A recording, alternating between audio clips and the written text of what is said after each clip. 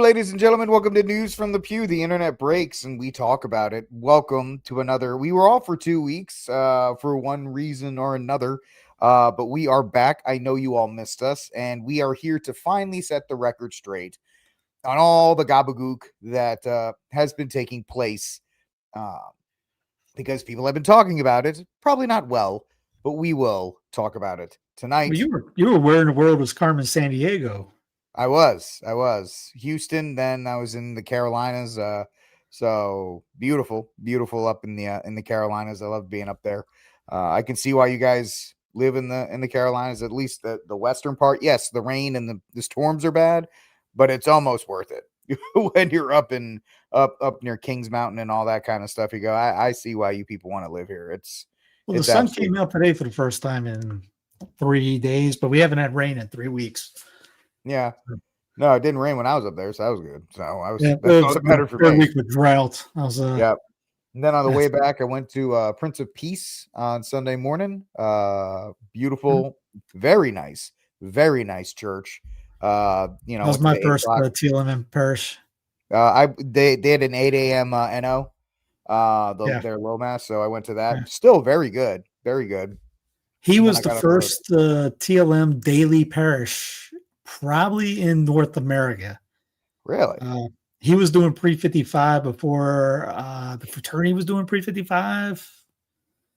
He was doing pre-55 before anybody knew what pre-55 was, outside of people like Greg DePippo and New Liturgical Movement. Those guys knew it, but yeah, he was when you talk about guys, the priests there that would read. You hear about stories about him people reading books and put a cover over it. Mm-hmm. He was reading as a seminarian Benedict with covers over it, because at this time you weren't supposed to do that. And when the new bishop at the time asked him to go into the seminary to be a priest. And yeah, man, he's been great. I mean, it was the first time I've seen a Orate is the midnight masses. I've always been TLMs, solemn highs. First TL, I drove from Columbia to there for a midnight mass. I'm going, what am I doing? And I didn't get back home in Columbia till 4 a.m., I think. And it was like, man, that was the greatest thing I've seen. Worth it. Totally worth it. So yeah, the drive was great. Came back, and now we are here, folks, to talk about some things that have happened at least this week. I've talked about a little bit this week. The SNAP benefits are running dry, and now I think New York has just declared a state of emergency because of the SNAP going dry. The economy, the thing that Trump was supposed to fix, is actually tanking. It's tanking pretty had, more than people want to admit. We have some the U.S. Navy is still blowing up rowboats out of Venezuela, and some people think it's awesome, and you can think that if you want, but I don't know if that's a great thing. And then finally, Matt Fradd is the latest to accept blood money and go to the Daily Wire. That's my opinion. Steve does not have to agree with me on that one, although I will set the record straight. There was somebody, and I know it was a joke, but I have to set the record straight, that said that Anthony from Avoiding Babylon was the godfather of Catholic podcasting. To the man to my left, right, whatever way you're looking at it, he is the true godfather of Catholic alternative media. And I know it's a joke, so before everybody gets, I'm joking, I just want to set the record straight. The godfather of Catholic podcasting and Catholic media is that guy right there. So I'll say that I didn't do podcasting until 20. Dude, shut up. 17. Church asked me to do the news show. Yeah. And that started because my wife told me, stop complaining about other people not doing it. Why don't you do it? And that was my first news show with a little same simple thing background. I think I was complaining about abortion and a state or something like that. And that was it's everything that you see on the channel that has my name on it. It's been Thanos. It's a Thanos idea. Like the interviews. Okay. Yeah. I don't know how many Resistance podcast interviews I've done, but I used to text like Brother Andre, for example, or someone else. Hey man, it'd be cool if you did an interview on this topic with this guy and this. I would set it all up. And sometimes they wouldn't do it, and then I finally went Thanos. All right, I'll do it myself. The G.K. Chesterton idea: if anything worth doing is worth doing badly, and there you go. Indeed. So let's get to it. Let's get into the SNAP crisis. First of all, the SNAP crisis is an outgrowth of a good thing, which is the fact the government's still shut down. It's so great, and I know people have been giving me flack about this. Still don't care. I'm going to go with the opinion on it. So the fact that the government has been shut down this long and nobody cares about it is just awesome. I'm just so happy about this. On the 30th day of shutdown, my true love gave to me. I should have started a countdown or, day whatever. I just didn't. But we're hearing rumors that this thing could go to Christmas, which Glory would be. Oh, what an amazing gift it would be if we could get the government God shut bless down. us, everyone. Every single one, even though Congress is still getting paid and Israel is still getting They're still paid. bombing people. We're still going. It's technically not shut all down. the stuff that's happening that we don't want to happen is still happening, but at least theoretically it's shut down. In name only. It is a shutdown in name only. But this is now a manufactured crisis, and I have a feeling, but I don't want to talk about that yet. So we have this problem that is supposedly taking place, and that is that food stamps are going to run out Saturday, right? That's supposed to be the day, Saturday, the 1st of November. And various people we talked about in the Council of St. Michael the other on Wednesday night. So now this is the latest thing that has happened as well. New York, because Governor Hateful Kate is going to take advantage of this to try and make Trump look bad, and Trump's trying to make this to make Democrats. It's all politics. So Hateful Kate declared a state of emergency and pledged $65 million in support to support food banks. I don't know where they're getting this money from, but because they can't clean up the streets of New York or make anything else nice, but they can get $65 million out of nowhere that are facing a halt. Now, we can't play any of the videos, folks, because they are just laced with cursing. Some of them take the Lord's name in vain probably 35 times in a 2-minute video, but there are countless amounts of people that are threatening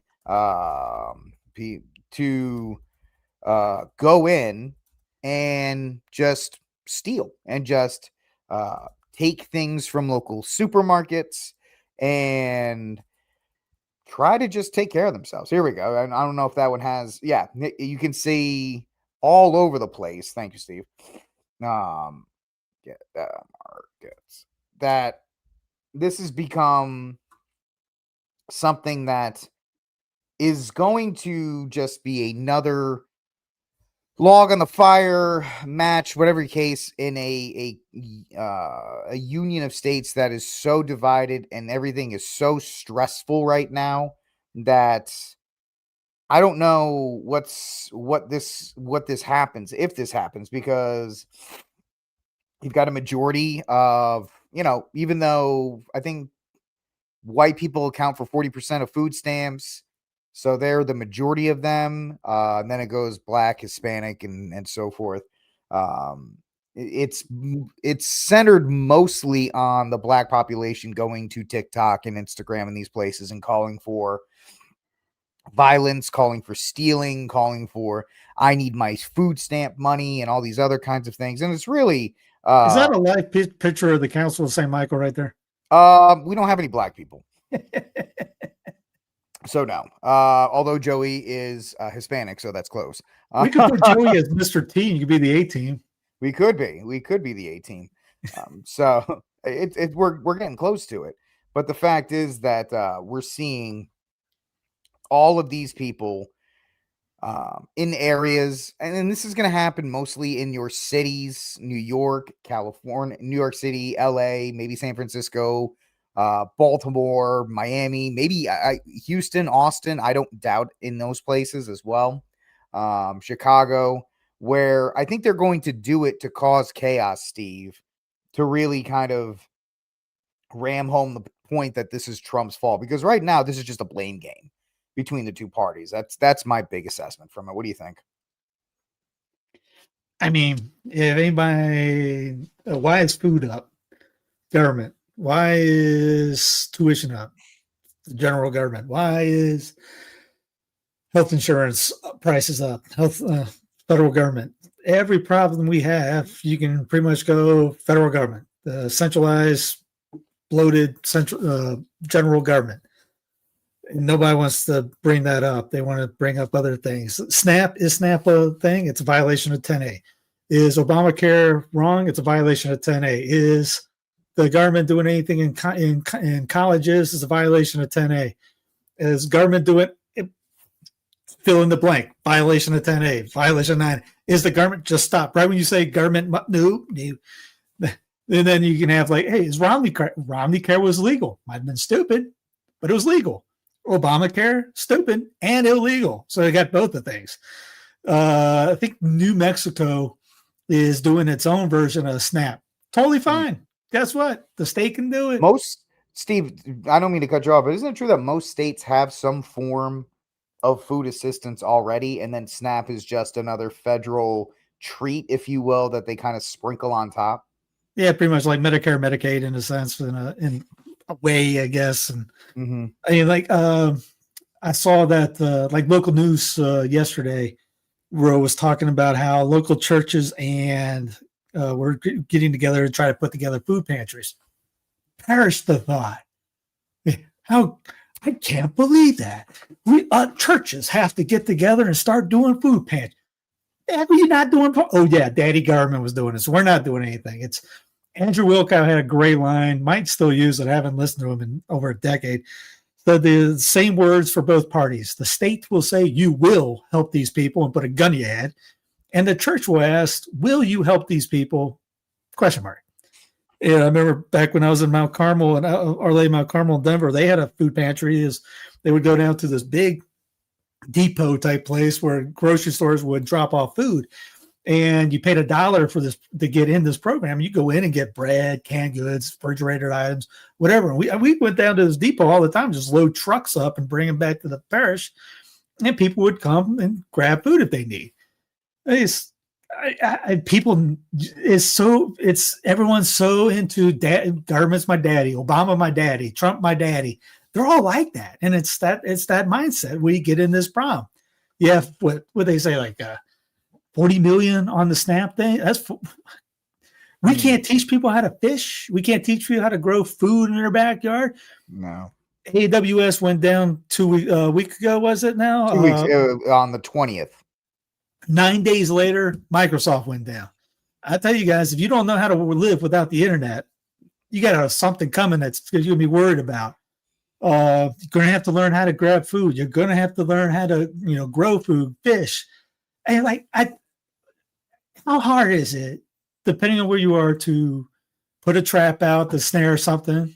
But again, it takes work. It takes effort. You see these guys on Snap, they're getting potato chips, ice cream, booze, beer, cookies. I remember going one time, paying the guy in front of me, the lady in front of me was on a Snap, and the whole darn cart was full. And I'm going, man, I'm struggling to pay for this cart that I still see the bottom of the grate right here. And they're on Snap, and they're getting all this money for it. It's just, yeah. So in a way, when RFK first came in, I don't mean just because you said cookies and all that stuff. And at first they were like, yeah, we're going to reform SNAP so you can only buy healthy food. And everybody went, oh, I can't believe you're going to make me buy the lettuce, and I can't buy my ding dongs and my Twinkies. And it's like, yeah, if the government has to pay for the food, you should be told you can only buy certain things. It shouldn't be a blank check to just buy whatever you want, especially if it's making you unhealthy, which on the backside means you're gonna pay more to the state. The taxpayers are gonna have to pay more when you have to go get medical care, whether for diabetes or whatever else, a heart attack or whatever else you're kind of doing. Like if I get a heart attack, it's at least a self-made heart attack. I go to McDonald's with my own money that I procure from a job. I'm not getting it from a SNAP benefit. So the fact that they have these types of programs, Steve, and I just cut you off completely on that. But you have like you said, the state has, every convenience given. There's the phrase, every convenience gain is a skill lost. And every convenience, whether it's fast food, food at QT, I used to say on Catholic radio, when you're driving home from your job, when people used to do that, I want you to count the amount of places you can get food, whether it's a QT, a fast food restaurant, a local mom and pop, food car, food truck, whatever. And that's fine. Like local food places, that's great. Go support local businesses and things like that. But with the 2-parent household and the fact that people are just grabbing food and bringing it home, it really has destroyed the family unit where you actually make meals and then you sit around a table and you guys eat at dinner and things like, because everybody's just kind of, kids are stuffing food as they're going up to watch, play video games or watch, Snapchat, and the husband's stuffing food before he can watch the game, and the wife the wife's in bed doom scrolling, stuffing on potato chips. Like everybody's off in their own corners because they can eat whatever they want and because they can just go get whatever they want. And it really does it's another way, SNAP benefits or any kind of federal benefits. Now, the idea of a social safety net in theory, yeah, it's nice. It's okay. It's good. But it's abused, it's destroyed, and it's just another way that the federal government has destroyed the nuclear family, in my opinion, in that regard. Yeah, so it's 2 snaps in a circle. All I could think of is 2 claps of the Ric Flair. Woo! Yep. I'm trying not to woo too loud. The kids are behind and sleeping. But yeah, I mean, I had a thought before I did the Ric Flair thing. Anyways, here's one of the guys that I was kind of mocked online a little bit. He wrote a really retarded thing. MAGA Catholics cheer food stamp cuts. I am. Pope Leo's church rallies for the hungers. MAGA Catholic influencers, definitely we're not MAGA, are cheering the cutoff on food stamps, even as Catholic bishops, backed by Leo XIV, plead for the restoration of benefits and mobilize the church to feed those in need. And he goes in his thing, he mentions how Bishop William Laurie in Baltimore, and he's saying this like, I can't believe it's happening, is coming together to put the pantries together. Should have been doing that long ago. That's not the government's role. This is that you're supposed to help. I thought I read somewhere about feeding the poor. I said, let daddy government feed the poor. You feed the darn poor. Get the money from daddy government so you can feed the poor. No, it's supposed to be the that's not charity. Yeah. No. Charity's not, hey, I'm going to get my 40% stolen from me to go to the government for them to do whatever it wants. That's not charity. That's called theft. I don't know how you do it, but it's not even remotely close to it. Like, again, local here, they're the city of Charlotte or the Mecklenburg in general is doing something that they're giving anybody with SNAP benefits $50 on their card if they present it when they come in, if they go to a food market like this weekend and see and buy produce from the food markets. We'll see, because they actually have good food. Yeah. So we'll see if they actually show up. They're expecting more people. Like the big one downtown's huge, right outside downtown. I mean, it's glorious. Like we go there sometime, they got a, this whole room is a watermelon thing. It just goes to, now you won't be able to afford meat because meat's high, but you can get tomatoes, all stuff like this. And the problem's the mindset.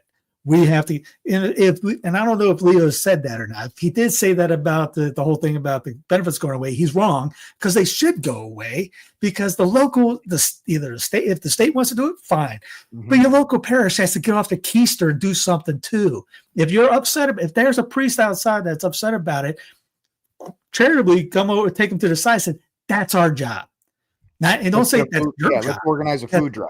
Our job. That's, you give us the way to get us open. We'll help get the food together. We work as a team. We don't sit back on a lazy boy and go, we'll let DC take care of it. Like, what did the missionaries do first? They went up and took care of their stomachs first, helped feed the people, and then they taught them the faith. You don't tell me if, hey, you want some evangelization go on, open some food kitchens up, open some pantries up, invite the people to come in. Maybe you'll start getting some people to come and ask about Catholicism, because there may be a good Baptist person, but their Baptist church ain't doing it because they lost a lot during the Rona and they're probably on the brink of closing. And so they don't have the money coming in, but we do. Yeah. So take advantage of it, but we don't want to take advantage of that because we want to just, like, again, sit back and do nothing. It's not just those sort of parishes. You got trad parishes doing it too. We'll do our mass, we'll do this, and then we'll forget about everything else. You got to be able to pull that off. And there's that litany, and there's a Matthew 7. When do we see you eat? If drink. When do we see you needing food? When do we see you go there? And I'll tell you, we can do everything in the world that all the guys on Twitter want us to do, but we ain't doing some of that stuff too. That's go away. I haven't. I do not know you. Did we throw that verse away? I mean, yeah. And I'm sorry. Finish up. No, you go ahead. No, I'm just saying that when people like you and me go, yeah, I think this is actually a good thing that the SNAP benefits are being cut or whatever the case may be, and then you have libcats or whoever or non-Catholics who want to shake their fingers at what your Pope is saying. Pope's saying generally feed the poor. I don't think or whatever else he's saying. He's also the idea is that SNAP, as it is currently constituted, like every other federal program, is a source of usury. It is a huge source of usury. It's a source of abuse.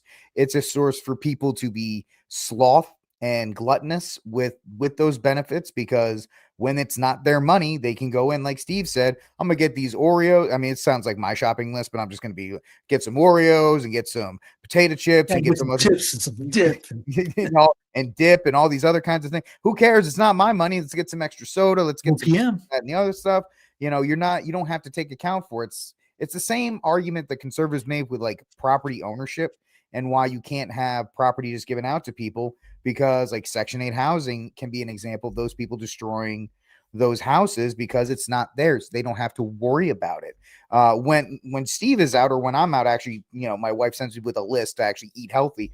You actually have to look at the prices. Okay, I can only get 2 things of ground beef. I can only get 1 thing of eggs. And how much of this food, Steve, that these people buy on SNAP wastes, gets tossed out, goes bad because they didn't want everybody.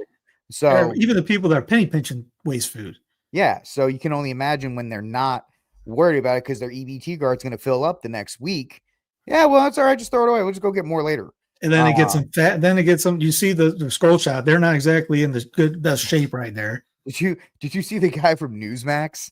The guy from Newsmax, he was on Media Matters. I saw this clip. He's like, if you're 300 pounds, you shouldn't even get SNAP benefits because you don't need to eat. You can make it through the next couple months.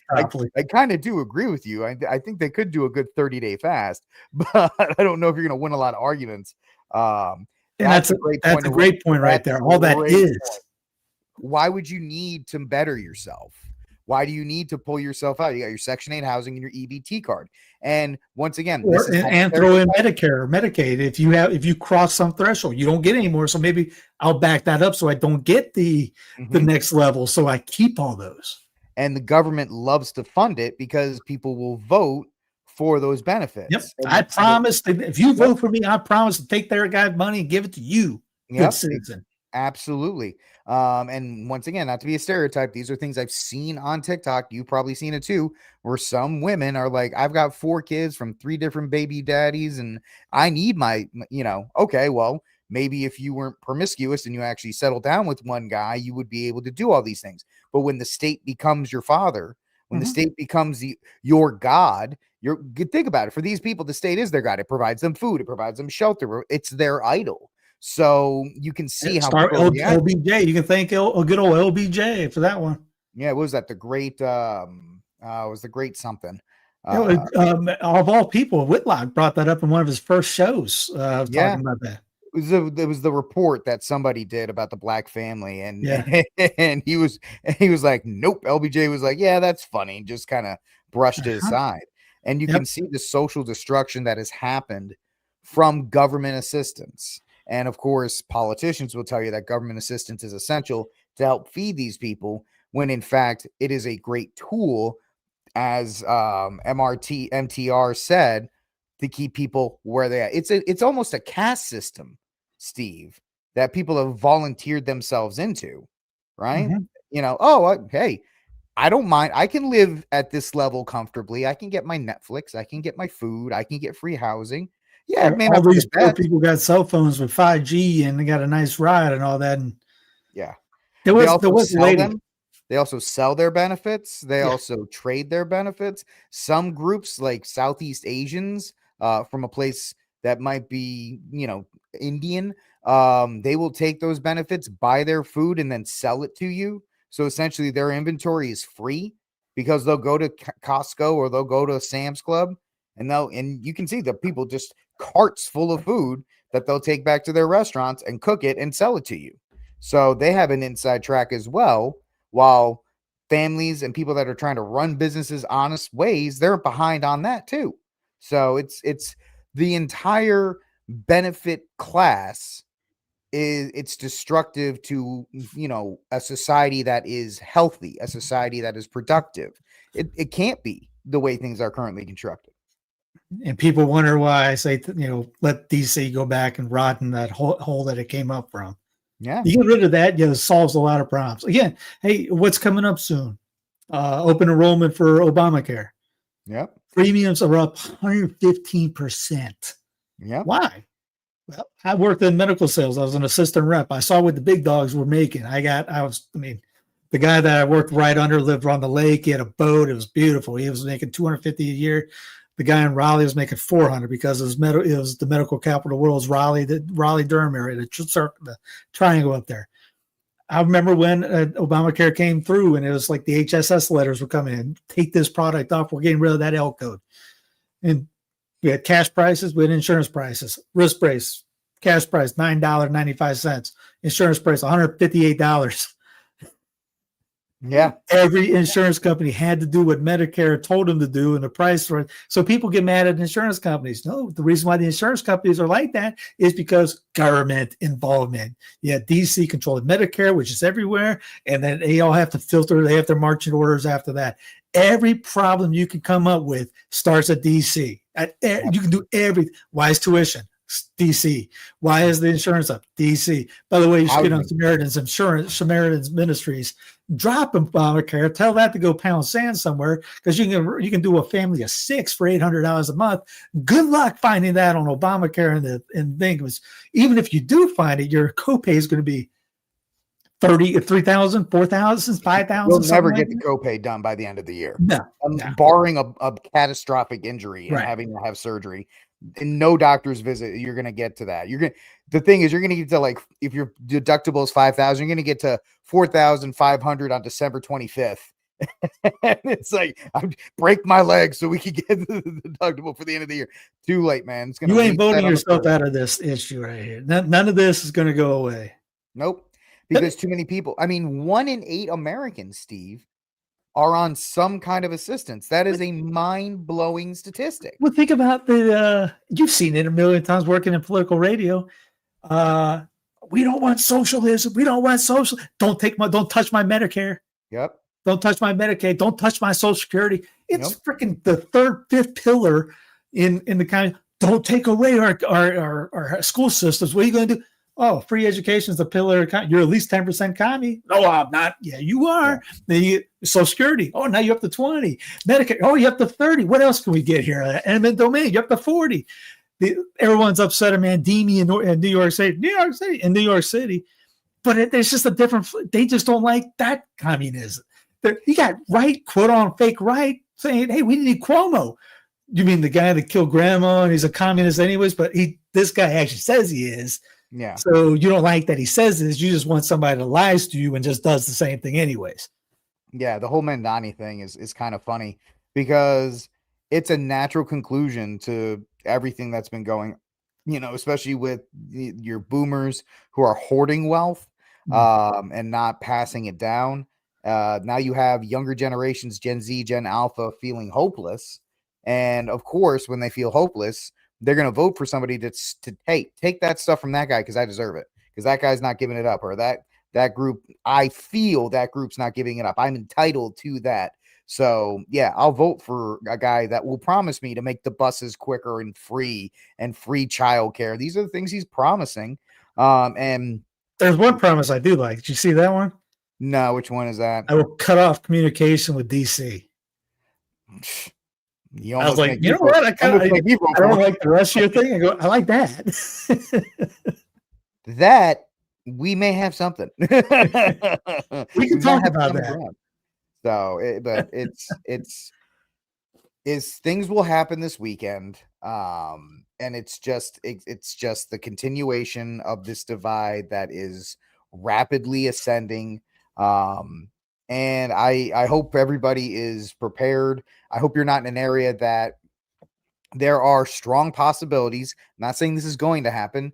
It's a probability. When you work in probabilities, you can talk about any of these kinds of things. A Walmart or something gets a run on it, all the food's out of there, and Walmart corporate just says shut it down until this thing's over, because we're That not goes going to into go. the WF and the Great Reset and all that stuff. The idea is everything's already planned. And I mean, plus, I mean, don't worry about this weekend because it's All Saints on Saturday. You shouldn't be going to the grocery store anyway. And then Sunday, so you got back-to-back days of not going shopping anyways. Let the rest of the world burn down if you want. But who knows? We'll see. But yeah, I mean, that's a great possibility too, that they could go in and there's film where people are already doing looting anyways. What if a busload shows up and they all take over? Maybe they barricade the doors so no one comes in on Saturday. I mean, if I was running one of those, I might say, well, we're closed this weekend. We don't know what's going on, and or have the local sheriffs come out and pay them to patrol this a little bit, maybe, and those guys will have a little bit less opportunities. Because I mean, they all steal from Walmart. I mean, there's like corporate policy just to let them walk out the door. Even Lowe's, I saw somebody leave one day, and the guy asked the guy, "Hey, that guy just took that?" And he goes, "Yeah, we're told to just let him walk because it's not worth anything."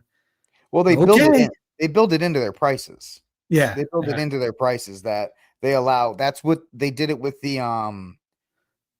self checkout. Once they did the self checkout, they built into the amount that some people are just going to walk through and take stuff from it and just do whatever they need to do. So it's just the moral society we live in. It's like Steve said, it's already built in. All these things are already going in there. I feel bad for you. You're all talking about not shopping. I'm actually working Saturday, but please don't condemn me. It's just I gotta work. So well, I mean, some people have to go through it. That's part of the thing. You have to, but it's one of those, like, if you don't have to go, don't go. And it's one of those things. People, you'll hear this, we'll hear about that, and then tell father. I've heard people learn a sermon after father preaches on that, and then come up to him, "Hey, we're going to go down to the mall. You want to come with us?" And he's like, "You're not listening." No. So yeah, if you have to, don't be scrupulous over that. If you have to, you have to. There's a difference between have to and a difference between I just want to go do it. Yeah, no, I get that. So, mea culpa at all, y'all. But so yeah, that's the idea. That's our first story, talking about the SNAP benefits running out and all these things that come through it. One of the things that's going to also make this situation worse is the fact that now, ladies and gentlemen, we are seeing an absolute mass amount of firings.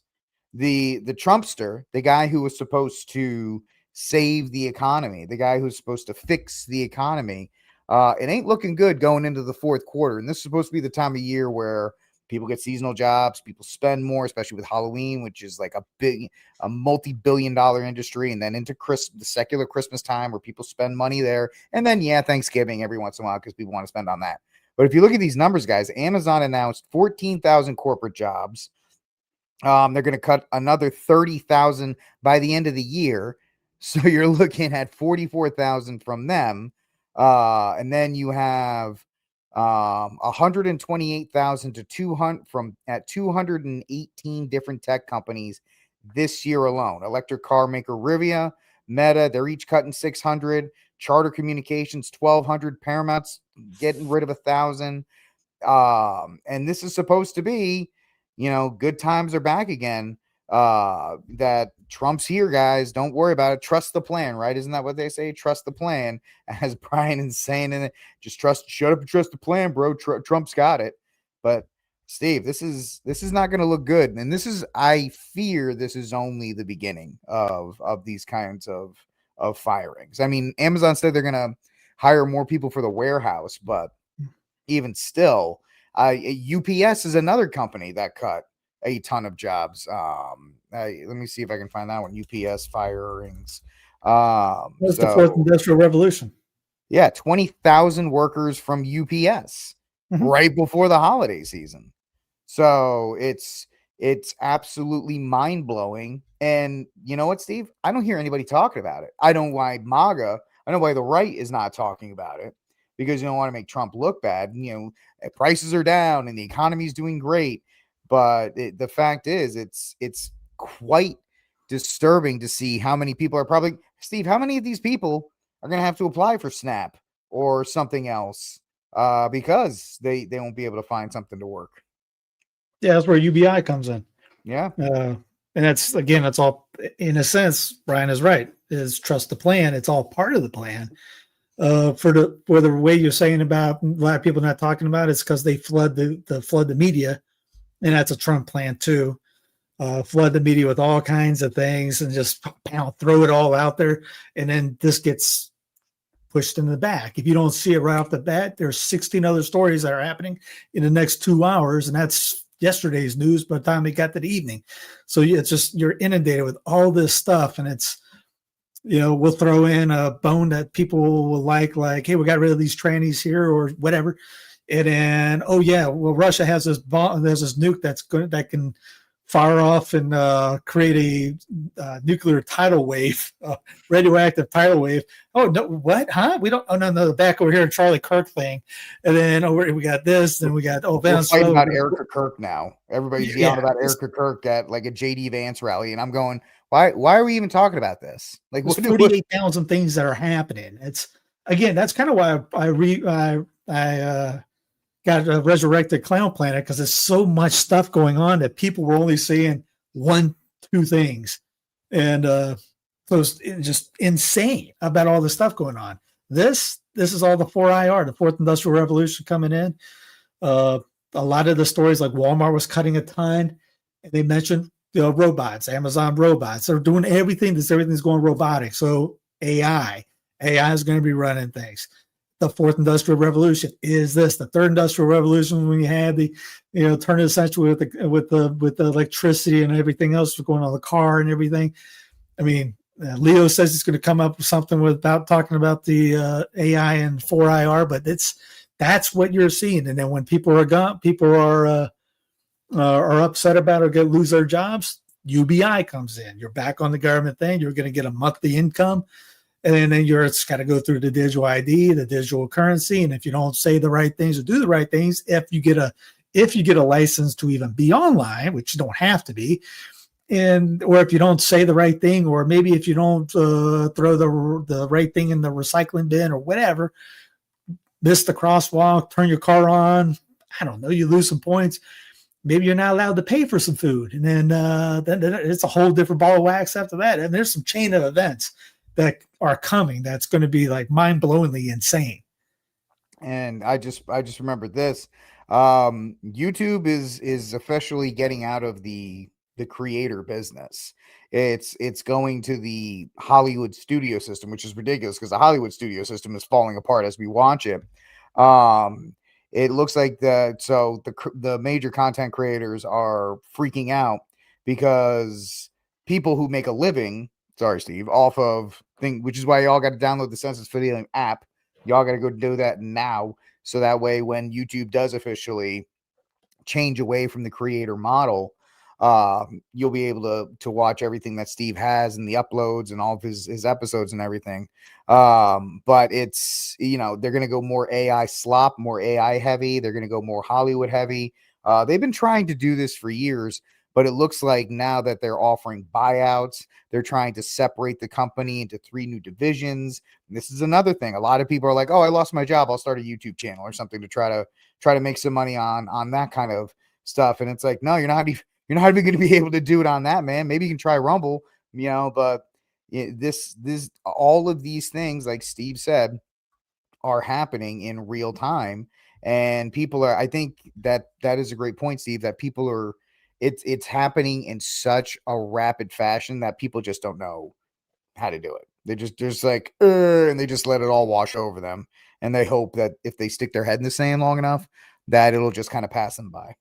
Or they're not even sticking their head in the sand. I mean, people live, they got their own lives, families, all that. They're not online 24/7, nor should anybody be. And By the time again, if you're not supposed to know what everything happens in the geopolitical atmosphere, and if this goes on, this goes on, this goes on, this goes on, and you're worried about just your regular job and trying to make a sale, whatever you're trying to do, TPS reports, whatever.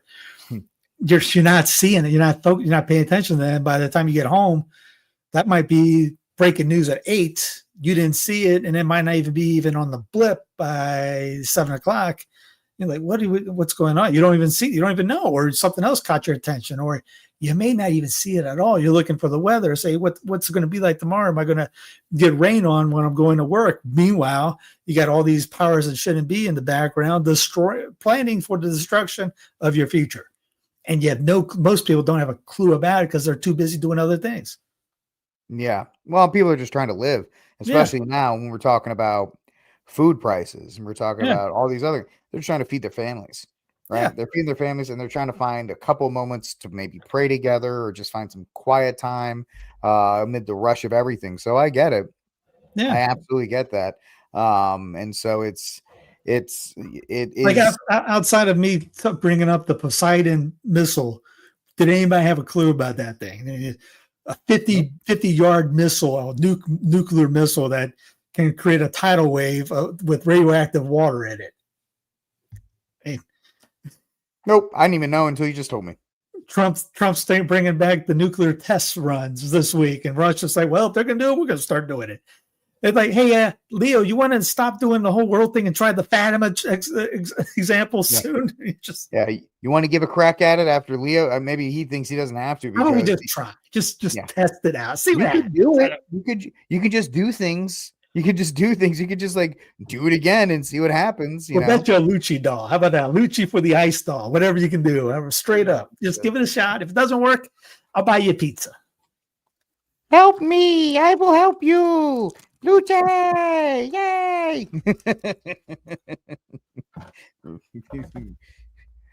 People think I'm demonic, but I'm really just kind of sweet. Anyway, so so that's something to just something to keep in mind, folks, that there are going to be more and more people that will be struggling. And I agree with Steve. Probably after the midterms, probably this time next year, UBI will be floated about. Because I don't think you can do it before the midterms, because I think there's too many people that are in theory against it, that they would not be in support of that. But I think if the economy gets into a lot, and the economy does not get better, which it probably won't, you'll actually see people calling for a UBI to just supplement, right? To just supplement people at this point. So yeah, we are steadily heading that way. So now let's and now that Steve has nothing else to say about that, let's move on to the boat bombings that are continuing to take place all around. What is UBI? Great question. Sorry, we got hold on. Well, UBI is universal basic income, and it is essentially and it will come in the form, I believe, Steve will answer this after I'm done. I think it will come in the form of a digital currency that everybody will be issued, and you're going to have to go onto some kind of crypto Bitcoin Trump coin, government-backed money that you will have access to. And that's what Steve was talking about before. You can access it as long as you say the right things, do the right things, play the game properly. And that's how everything, because right now we're edging closer towards, a non-fiat currency, a non-hard currency. It's all going to be digital, and it will be tied to a digital ID as well, MTR. So it's basically an income for everybody just to exist. Yeah, exactly. I mean, San Francisco test ran it a couple years ago. A couple cities test ran it. I mean, you're basically guaranteed, say $1,500, $2,000, whatever a month, and you're supposed to live on that for the entire month, and that's your income. Universal basic income. Everybody's going to get the same a bit. You're all equal, and you got to use it. And then on top of that, like you said, you're not allowed to use it at Joe's Farmers Market, but you can at Harris Teeter or Piggly Wiggly, Walmart, whatever. So it will have stipulations on it. It's not going to be like a free gift. Imagine what they are doing right now with Snap. And it's just for everybody. Snap on steroids, essentially. Digital ID is just your ID is going to be digital on your cell phone, and you'll have to use that to present anything. So facial rec and things. Speaking of that, because ICE and those guys are using facial rec now to, find people. I don't know. I don't know if I played this for you once before. Have you seen it? But let's play it again just in case. The most and the chilling funny thing is I've seen responding to these immigration raids.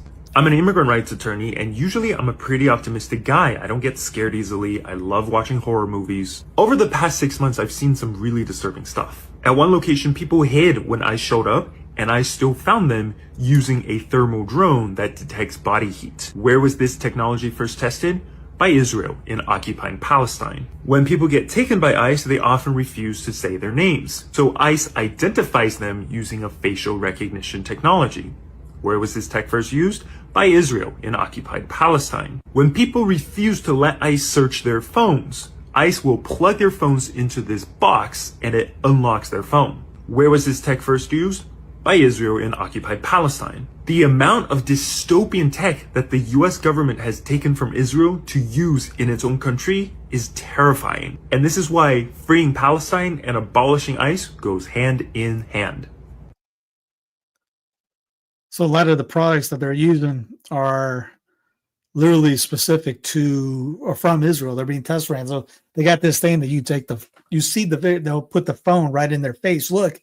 And it will bring them up as facial rec on that. Or if you can't do the phone, they got that box. Plug it in, open up their thing. Everything you're seeing that ICE and the government is doing is being test ran on Palestinians right now. Coming to a city near you, rated R. Yeah. And the crazy thing is, I just want to say one more thing with UBI. The people in favor of UBI think they're getting like $6,000 a month. They think they're going to get like $6,000 a month in UBI. And it's like, no, you're going to get like 2,500. Yeah, people it's not going to be. Yeah, like it's not going to be. Yeah. You can't do that for a week. Yeah, so so that's the whole UBI thing and so forth. So Elon Musk is behind it. He's been pushing it for a while too. Oh, yeah.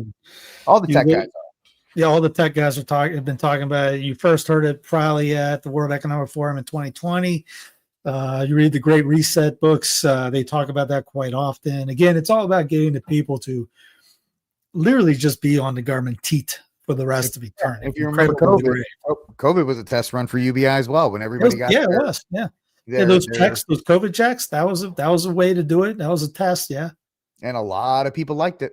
A lot of people like just sitting home, getting there. Think about this. People are like, well, I need to make more than that. Our first story, we talked about SNAP. After about a year, everybody will regress to the mean and be like, oh, you know what? 2,000 isn't a lot, but I can feed and I can watch and I can do all these kinds of things. I can live my life, so it's okay. So that's definitely something to. It's going to get rocky. Yeah, to say the least. It will definitely get spicy. Speaking of spicy, let's get to our boat bombings that are taking place by our. I don't want to insult the men and women that are carrying out the orders. They have to do it, but the guys in DC are just every time they get to just bomb Operation Bomb the Crap. More brown people, as the great George Carlin. You got some brown people in your country. You better watch out because they were like, "There's brown people in Venezuela," and Trump said, "Do it." We got 60 minutes. Talking about pretty much that Maduro is going to be assassinated. Oh yeah. One guy said he should run to Europe right now. We're in regime change season. They found regime change, and we're Mr. Nobel Peace wannabe, who's by the way the Nobel Peace Prize winner is a Venezuelan who's trying to overthrow the government. Yeah.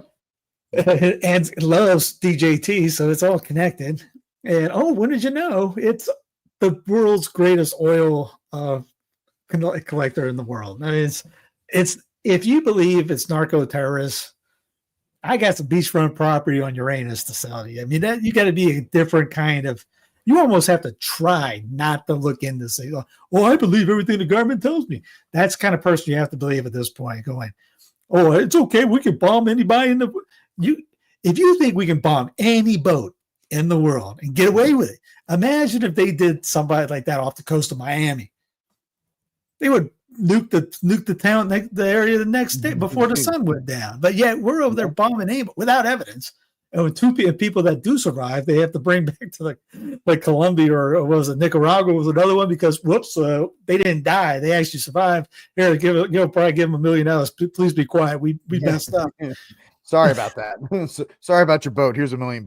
Yeah. Or you only got like Rand Paul he's like one of the other guys out there going, this is illegal. It's also a war crime. And you think these boats, they're fishing boats. You think they can get out to cross they can't get out. They have to, like he had a great line. They have to refuel 20 times. So we at least know who they are before one had a thing. They had like, what was it? 11,000 pounds of coke on it. It was a fishing boat. Like, you needed a U-Haul to have that on. They said, oh, that's on that little boat. Oh, we are. And Marco's out there talking about, or like Israel started a new bombing campaign. Well, they have the right to break the ceasefire anytime they want. Guess not, grits. Again, where's the MAGA people out going like, where's the cheerleaders? Anybody calling the cheerleaders out? It's like, what's up, guys? Is this cool? It's okay when we do it? Because if Brandon was doing that, those same people would be losing their minds. But it's okay. We can just, they lie to you. And then tell you some emotional crap that, it's fentanyl. Yeah. You got any evidence for that? No. Does anybody have any evidence or get it okay from Congress to do any of this? No. We just bomb people. And Trump has said, we're just going to kill them all. Yeah. And speaking of most favored nation, anybody who thought that ceasefire was going to last, I told you it wasn't going to last from the moment it was told you it wouldn't last that weekend. Yeah. And it didn't. And yet everybody was like, oh, he's the peace president. And listen, I give Trump credit for doing it. I just don't give him credit for trying to quote unquote trust the Israeli government for doing it, because they were like, oh yes, of course. Bah, bah, bah, bah, bah, and they just start blowing everything up. But it's just the US needs a sandbox for its military industrial complex. It absolutely does. It had Afghanistan for 20 plus years to put its bombs and put its tanks and put its bullets into. And once we left Afghanistan, a lot of people thought Ukraine was going to be the sandbox, but it really kind of hasn't turned out that way yet, because they're like, oh, the Russians, we actually don't want to shoot Russians because they can nuke us with their tidal waves and all these other kinds of things. We actually don't want to do that, but we'll go into a sandbox. And when I say sandbox, I'm not talking about a proverbial sandbox and be like, oh, they're shooting in the ocean. No, I get it. But the sandbox is where you play with your toys. And that's the term, the sandbox. So now the sandbox is going to be Venezuela, because they what is Venezuela going to do? What are they going to do except, we steamroll them. And it'll be a nice victory that everybody can kind of hang their hats on, and all of these other kinds of things. And yes, we'll get the oil from them, and it'll be great. It'll be so good for all of the oil and all of these other things, even though they're going to try and electrify everything still, despite the fact that nobody wants electric cars. They're still going to try and push that. So yeah, this ain't saying that Venezuela is Star Spangled Awesome. No, not in any way, shape, or form. I'm not defending the Venezuelans. And Maduro's an absolute dictator. He's a terrible, terrible human being. Yeah, two things can be right at the same time. One's a dictator and the other's a dictator. We're all dictators. We all got dictators everywhere. It's nothing but dictators. Who we're electing or selecting? We're not electing anybody. We're just getting whoever's in charge who comes through the door, and they just say, hey, here's what we did to Kennedy. You're next. Sit down and do what was, yes, I'm master. Go over there and put your hand against the wall and spread them. Kiss that wall. Yes, I'm master. And you see what people see with their eyes. It's all corrupted. It's all compromised. Yeah, it's if you want to actually look beneath the surface even a little bit, you'll see that it's not on the up and up as everything is being described. So you see Trump to come out and said he showed that he was behind in the he knew about and helped out with the pager explosions in Lebanon. No, I did not. I'll send you the link. He actually mentioned that he knew and was part of that. That is because that's when they gave him the gift of the gold pager. Remember, Bibby gave them that to him. It wasn't just a gift. It was like a little memoir of the op that they ran. Yeah, that's not a shock. I mean, the military has to go somewhere, so it has to go somewhere. and it has to do something. You can't just think it's just going to sit around. Think they're going to actually sit around and not do these kinds of things. So, yeah. Not. I mean, that's really it with the Venezuela bombings. They're still happening, and it's going to continue because the military industrial complex needs to do something. It needs to actually go somewhere. Somebody's got to get bombed somewhere on Earth and leave it to the military industrial complex. Once again, I am not throwing shade at the men and women who are serving. That they're only just going where they're told. At least that's what I'm saying. They're going where they're told, and that's that's what they're doing. But the military, the guys behind them, the guys that are raking in and counting that money, they're sending them in different places that they shouldn't need to and shouldn't have to go to. So it is a sad set of circumstances when you look at that we have to in some way, shape, or form go somewhere and blow stuff up. Oh, I love those.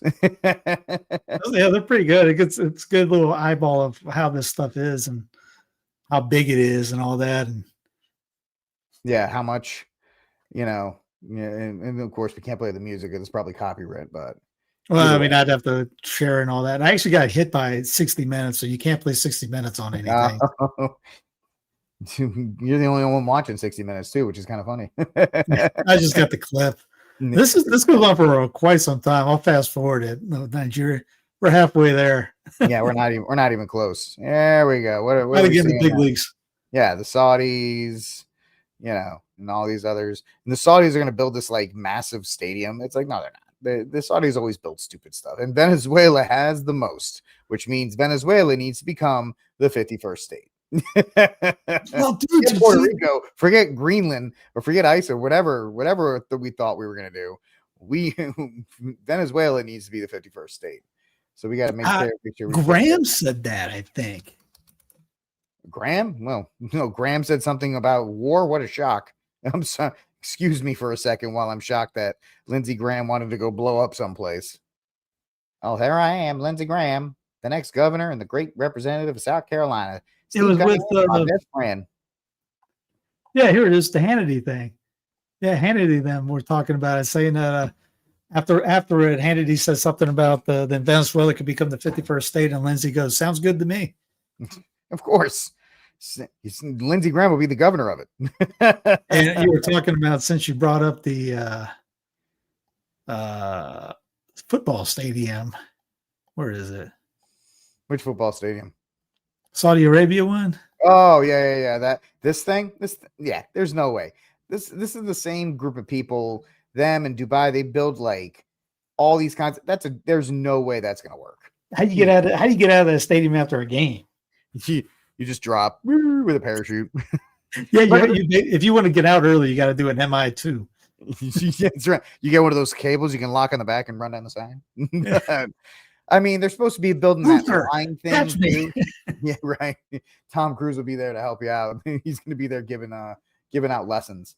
But they're supposed to build that thing, the line too, and that thing's already not going to work. So they always say they're going to build these ambitious projects, and they never happen. I always laugh when the Saudis say, we are going to build it. No, you're not. You're not going to build any of it.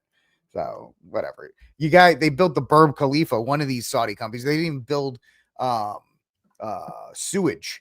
They didn't even build sewage into it. So every single day they have to pump the sewage out because because it's so tall, there's no system that can actually pump the sewage from the top all the way down. So they just pump it with like 150,000 trucks every single day.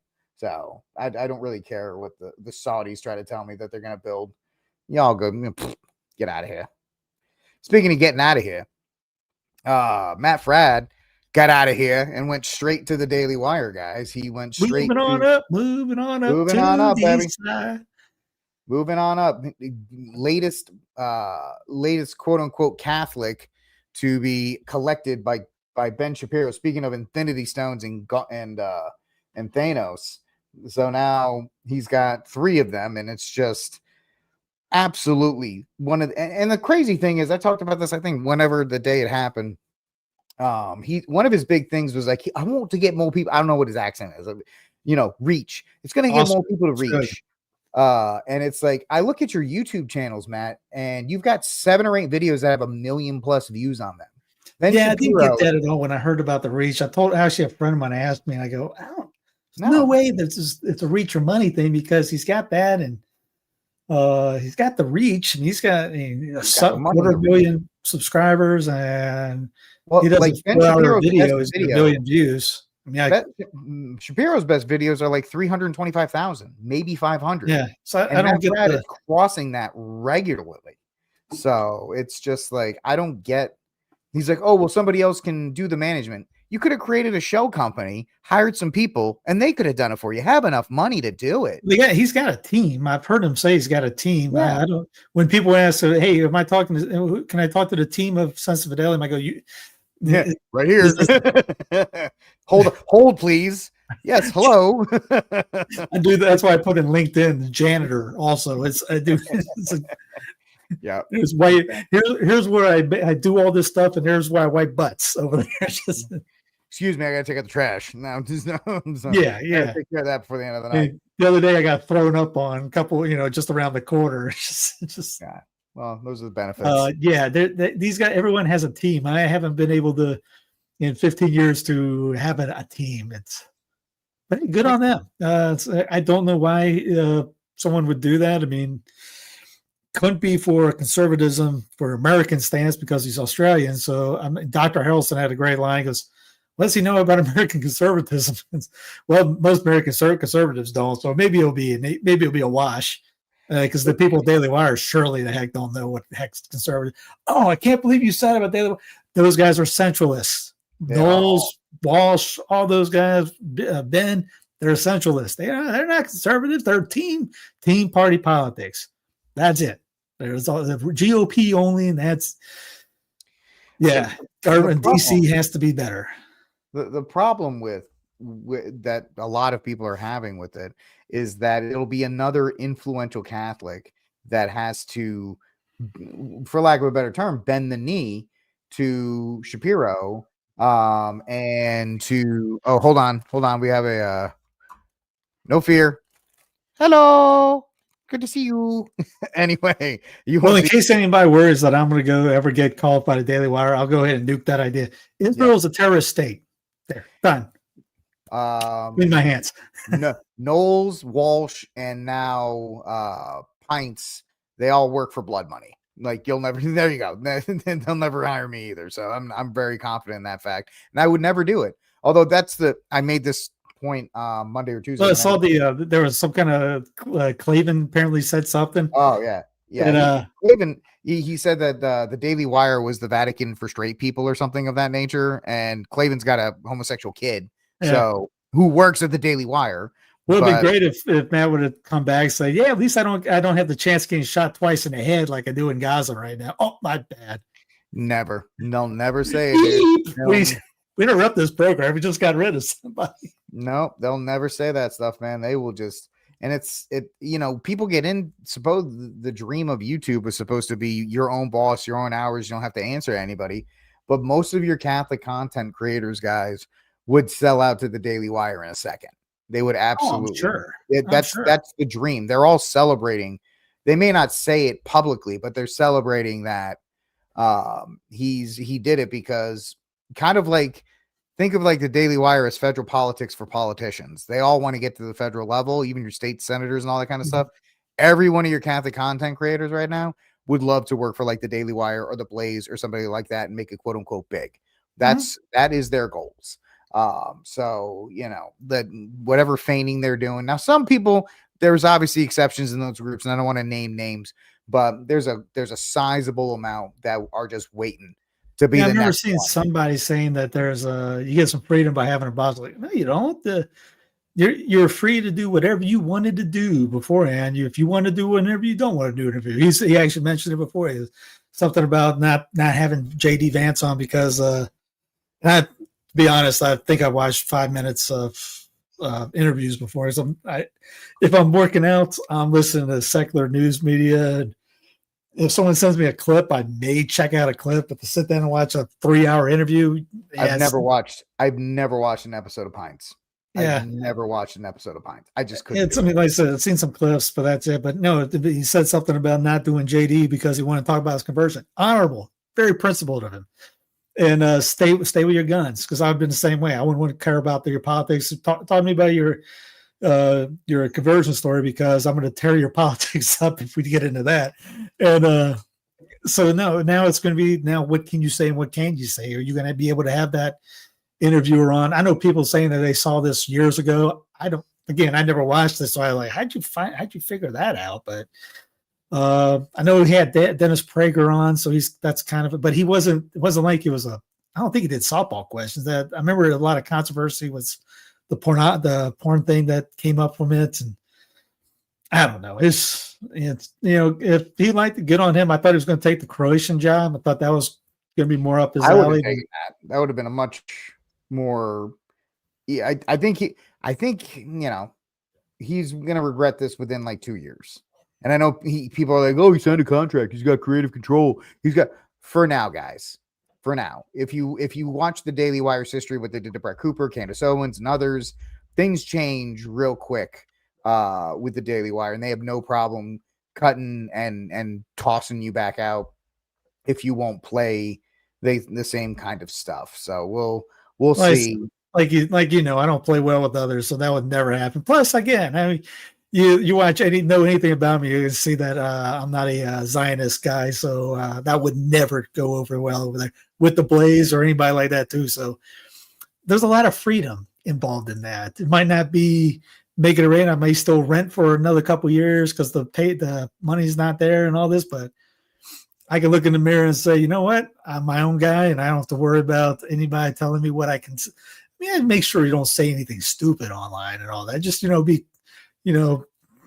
mindful of what not to do and things like that. But to put my hand against the wall or anything like that, oh, never have to worry about that. Actually, someone wrote me because they saw Medjugorje, a video called Medjugorje Exposed, calling out Medjugorje, and the guy put a comment on there going, I wish I would have seen this before I donated. I went back. You want it back? Want your money back?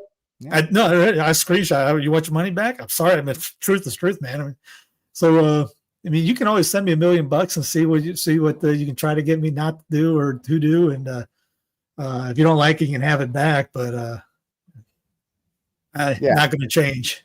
No, you can't.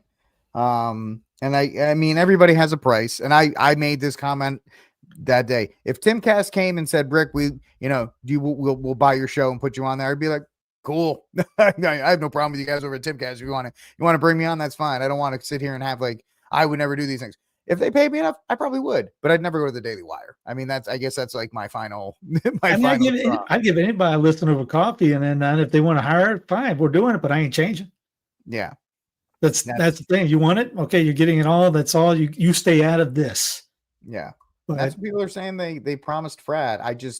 Maybe he did. I have no clue. I mean, I didn't make a public thing about it. I mean, he did great. I mean, it's his life. Him and his wife talked about it. Maybe the Croatia deal wasn't as great because, I mean, you would have to move to Croatia, I guess. So I know Croatia, what an ugly, terrible, not beautiful country to live in. That would be amazing, very Catholic, and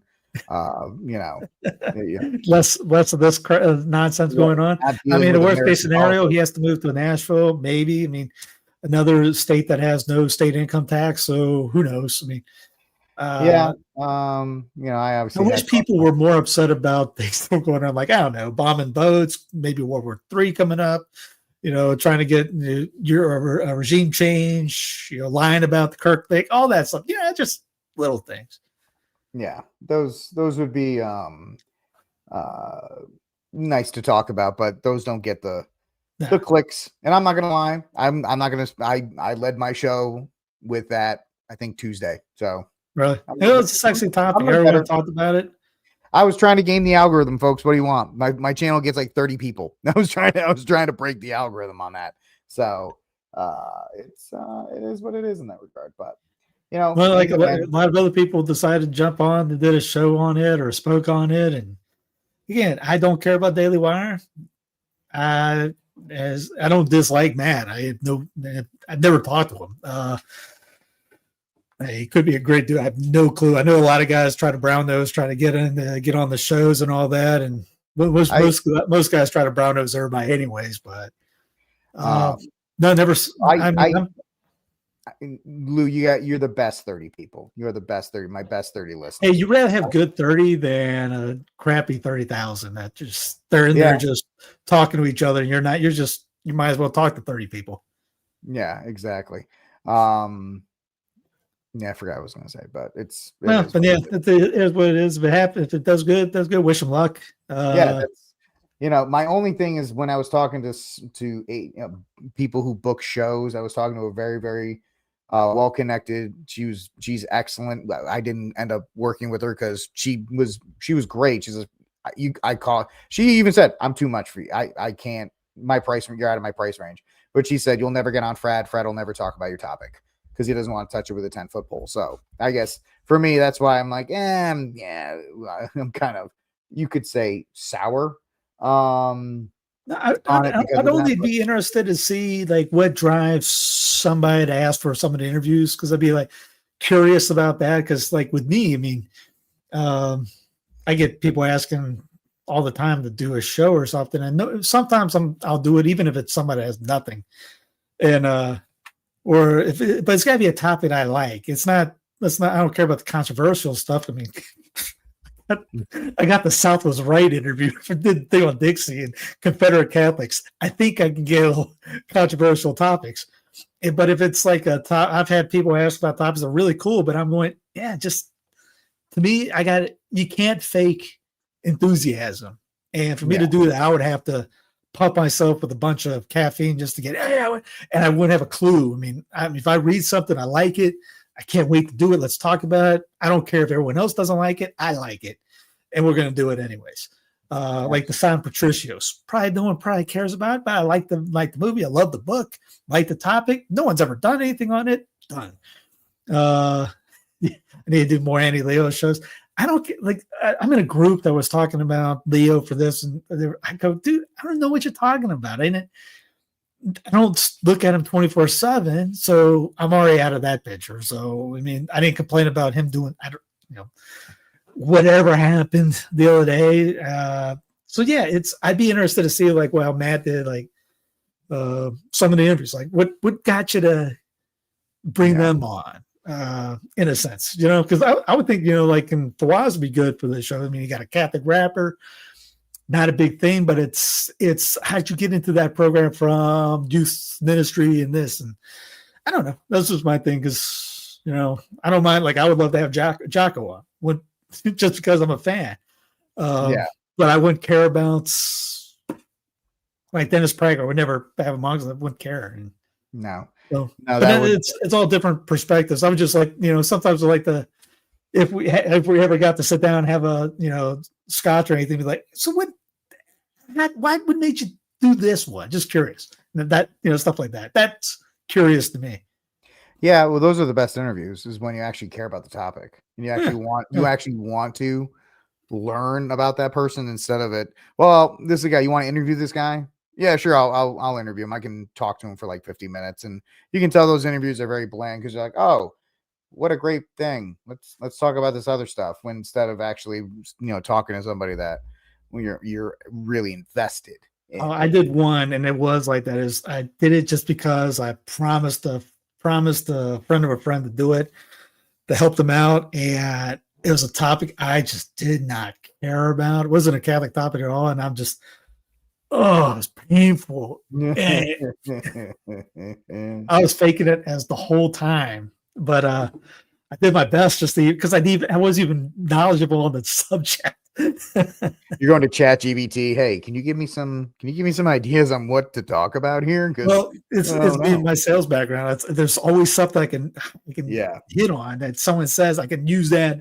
Let's go with the next thing to steer down this lane. But yeah, if you would ask me about any of that, but I have no idea what I just got done doing. Yeah. As soon as the interview's over, I'm going, okay, what are we doing now? Yada yada yada. Just kind of, I'm still friendly with those guys, and I hope still promote. But yeah, I want to be able to, if I want to do a thing, I want to do what I want to do topic wise, and yeah, there we go. Yeah. All right, so let's do our saint of the week and cry room. Steve, or would you like to go first? Yeah, I guess so. I'll go. Cry room is the once the future king DJ Trump administration for going empire first, as Ron Paul called it, and selling out the farmers. Trump gave Argentina $40 million, Yeah, $1 billion, $20 the billion. bailouts. Yep. And the farmers, they were talking about, hey man, we voted for you. We're you. And he told them basically go pound sand. Yeah. Who are you people again? who are you people? So yeah, they were they had a rough time. My saint of the week, I guess I'll go with Rand Paul because he's the only one out there outside of Thomas Massey who you see the guy running against Thomas Massey's getting $1.6 million or $1.8 million to run against him. He'll still lose. He'll still lose bigly. That'd be great. It's kind of funny. But yeah, Rand is out there talking about this is wrong. You're killing innocent people. You have no evidence. They're not drug dealers, and just like everything else, it's like the immigration thing. I mean, do you want to stop the illegals? Yes. Do you want to stop drug dealers? Yes. But how do we go about it? Do you put them there's this thing called a burrito that they're using for immigration. They wrap these guys up. Don't care if you're a citizen or not. You're wrapping them up and you put them in the paddy wagon, and they don't call a lawyer or anything like that, or they bust their heads in or whatever. And the tactics they're using, not cool. But everyone's hyper-focused on that. Same thing with the drug. Do you want fentanyl? No. Well, do you blow up half the world about it? You just can't go, hey, we're just gonna bomb this boat and then worry about and then put a tweet out like JD Vance, the Catholic. I don't care what do you call them?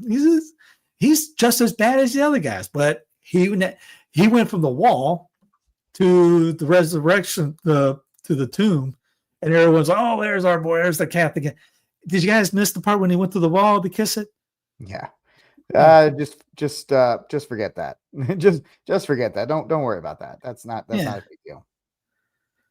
All right. So my cry room is unfortunately the great state of Mississippi, who is dealing with 3 aggressive monkeys that have COVID, herpes, and hepatitis C. Because the University of Tulane decided to infect monkeys with COVID, hepatitis, and herpes. And then I'm sure Hajish or some Indian guy was driving the truck. It crashes. And now these monkeys are loose in Mississippi. So Mississippi doesn't have a bad enough reputation as it is. Now you got 3 monkeys. This was 10 hours ago. Still on the loose. three COVID, herpes, hepatitis C monkeys are just now we're gonna go from the bat. Remember, the bat was the cause of COVID. Now it's gonna be the monkeys like outbreak. It's monkeypox on roids. They're gonna set up shop in some trailer park, and it's just gonna spread like wildfire. So thanks a lot, Miss. And it's not even Mississippi's fault. It's the truck driver in the University of Tulane's. But of course, it's across the border. It had to happen in Mississippi of all places. So. Mississippi Queen. Dun, dun, dun, dun. Yeah, Mississippi Monkey now instead of Mississippi Queen. My saints of the week are my 30 bar rats who have been loyal to the show, the Rick Cash Show, from day one. I announced earlier this week that we are transitioning away from a daily format show to a interview show that's probably going to drop once a week on Mondays. The live streams may come on every once in a while if something big happens or something like that, but the credit goes to the 30 people that were there every single day, commenting, liking, sharing the show, supporting the show. And for a lot of days they could tell I was only really doing the show because it was such a good community of people. And so you guys are my saints of the week. And I really do appreciate every single one of you guys that showed up every single day and did your best to try and spread the word. But I think we were just against the algorithm on that. So we're going to try and do an interview type show. We're going to try and do like an interview type channel. Maybe we can break out of the slump in the algorithm there. Also, the guys from the Council of St. Michael. I'm happy to report that we have almost 350 views on yesterday's show, which blasted far and away everything that was happening on the Rickcast channel. So if you could, folks, if you can go to, I'm going to do the shameless plug right now. If you guys can go to the Council of St. Michael, just type it in, Council of St. Michael on YouTube. You can subscribe. I don't know what the count is now, 411 views. So hopefully if you like the Council of St. Michael, subscribe to the brand new channel on YouTube for that. And that way that'll help that show grow as well. So thank you to the bar rats who were there. You guys are absolutely my saints of the week. And I absolutely appreciate every single one of y'all. So, all right, guys, that's it for this episode of still hasn't sent it to me.